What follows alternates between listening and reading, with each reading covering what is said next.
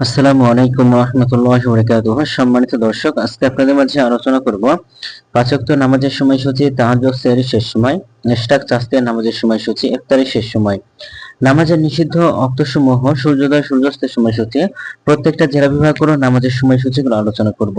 তো আজকে শুক্রবার 22শে আগস্ট 2025 ইংরেজি, 7 ভাদ্র 1432 বাংলা, 27 সফর 1447 হিজরি।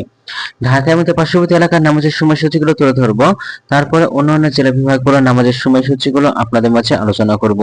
তো যে যেখান থেকে ভিডিওটা দেখছেন নিজের জেলাগুলোতে একটু কমেন্ট করে জানান। আজকে ফজরের নামাজের রক্ত শুরু হবে 4টা 20 মিনিটে, ফজরের নামাজের রক্ত শেষ হবে 5টা 36 মিনিটে। জোহরের নামাজের রক্ত শুরু হবে 12টা 7 মিনিটে, জোহরের নামাজের রক্ত শেষ হবে 4টা 37 মিনিটে। আসরের নামাজের রক্ত শুরু হবে 4টা 38 মিনিটে, আসরের নামাজের রক্ত শেষ হবে 6টা 12 মিনিটে। মাগরিবের নামাজের রক্ত শুরু হবে 6টা 33 মিনিটে, মাগরিবের নামাজের রক্ত শেষ হবে 7টা 49 মিনিটে। এশার নামাজের ওয়াক্ত আজকে শুরু হবে 7টা 50 মিনিটে এবং এশার নামাজের ওয়াক্ত আজকে শেষ হবে 4টা 14 মিনিটে। আজকের সেহরির শেষ সময় হলো 4টা 14 মিনিটে এবং ইফতারের সময় সন্ধ্যা 6টা 33 মিনিটে।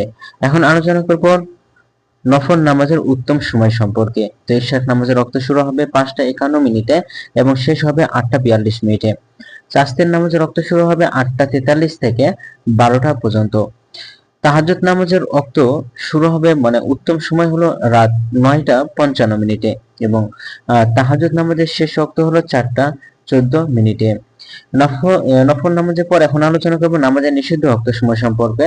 তো সকালে 5টা 37 থেকে 5টা 50 পর্যন্ত, দুপুরে 12টা 1 থেকে 12টা 6 পর্যন্ত এবং সন্ধ্যায় 6টা 13 থেকে 6টা 29 পর্যন্ত। এই সময়ের মধ্যে আপনারা কোনো প্রকার নামাজ আদায় করতে পারবেন না। এই গেল ঢাকা এবং পার্শ্ববর্তী এলাকার নামাজের সময়সূচি। এখন আপনাদের মাঝে আলোচনা করব বিভাগীয় শহরের জন্য উল্লিখিত সময়ের সঙ্গে যেসব বিভাগের সময় যোগ বিয়োগ করবেন তা হলো এই।